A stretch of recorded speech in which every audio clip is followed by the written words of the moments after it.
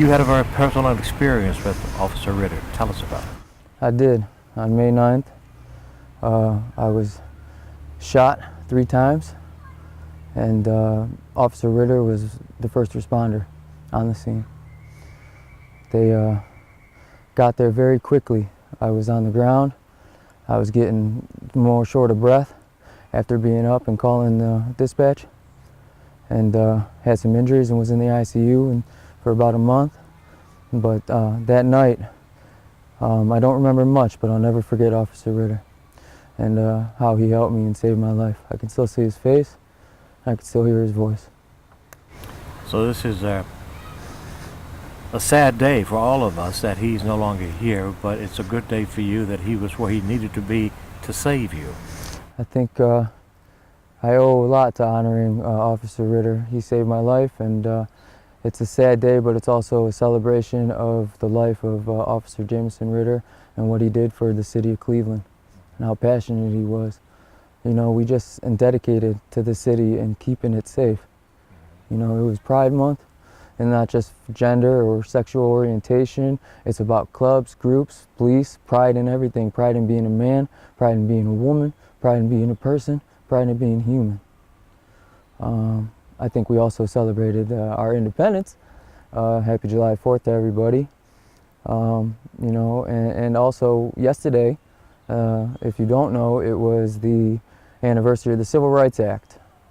And I think that we need to remember these things when we go about unifying our country and as a people, with the wars that are going on, the violence that's going on, and people are just out here dying.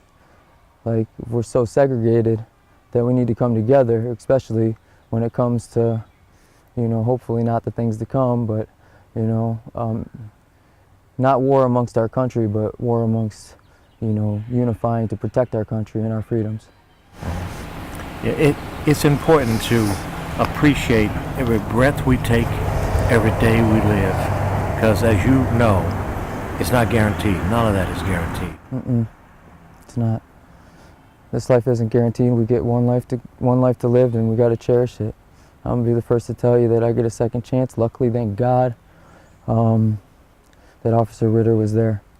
I honor, you know, his passion. I honor his dedication, his leadership, his kindness. Because I've been reading stories about him, and he's just an amazing officer. You know, I think we need more Cleveland police like that. I think that they're understaffed, and I think that anybody, including, you know, the opposite side, the victim or the defendant, I think it can have an opportunity if push comes to shove. If they were in a jam, they could call, you know, the Cleveland police, and they would respond just as fast as they would respond to me. And Officer Ritter was one of those ones that was first on the scene as quickly as possible, and he just wanted to help. What was he saying to you as he was administering first aid? He said, "Ryan, stay with us. Ryan, you're going to be all right. You know, Ryan, calm down. You're going to be good." He's like, "We got you. We got you." Pathetic person. He was. The gunshots, I didn't even feel them. I didn't have a weapon on me other than, you know, maybe a small knife, but I wasn't able to defend myself. I mean, so I started kind of juking and jiving. I got one right here to the side of my left side. I got one in the bottom of my stomach, and I got one right to the center of my chest. I'd like to show you. Okay. It's right there. Yeah, I see it. The center of my chest. Yeah. Right between. You are definitely blessed to be alive. Definitely blessed to be alive. And Officer Ritter is the first responders, the Cleveland Police, and God, and, you know, whatever the powers that be are the reason for that. Now that you've been given a second chance, what would you like to do with the rest of your life, Ryan? I would like to live the way that Officer Ritter dedicated his life, you know, to the city of Cleveland, and, you know, and practice those principles, because I think not, you know, being a man of empathy, passion, compassion, kindness, leadership, integrity, accountability, and discipline would be doing him a disservice. So rest in peace, Officer Ritter. It would be wonderful if the world and Cleveland and every place else would understand that principle, understand that thought, and live by that. Because as you know, there's way too much violence. Yeah, there's too much violence in this world, and doing evil to combat evil does never get good. Say that one more time. There's too much violence in the world, and then evil, because there was a little pause in there. Say that again. There's too much violence in the world. Doing evil to combat evil does never get good. Doing evil to combat evil does not get good.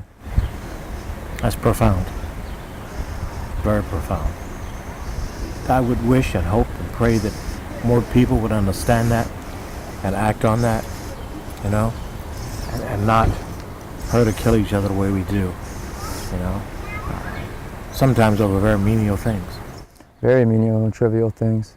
It's very true. I think that, you know, a lot of people are out here talking about awakenings. A lot of people are all out here talking about spiritual warfare. A lot of people are all here talking about, you know, fighting against each other. But if we're talking about, you know, awakening, we have to awaken together, or this is never going to work. You know, if you believe in God, if you believe in the things, you know, you're never going to truly find what you're looking for unless it's we get away from competition and it's a sense of community.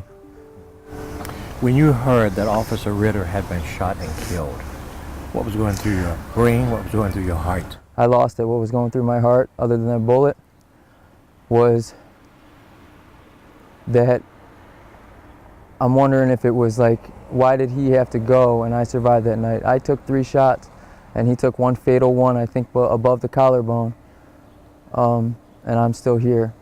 So, you know, I struggled with a little bit of survivor's guilt, but I understand that God works in mysterious ways, and His purpose. Miracles to perform. His miracles to perform, and you know, one of His last miracles was through me.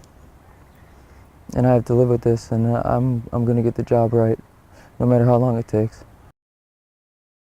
Well, just know that He gave you this opportunity, and He's watching. Ritter is watching, and both expect you to be able to do what He left you here to do. It's not about everybody else at this point. It's about what's in there, you know, and what you will do to manifest that out here. It's a heavy responsibility, but I can see that you are man enough to live up to that, and I appreciate that in you. All right? Eric, any questions? No, you guys did a real good job.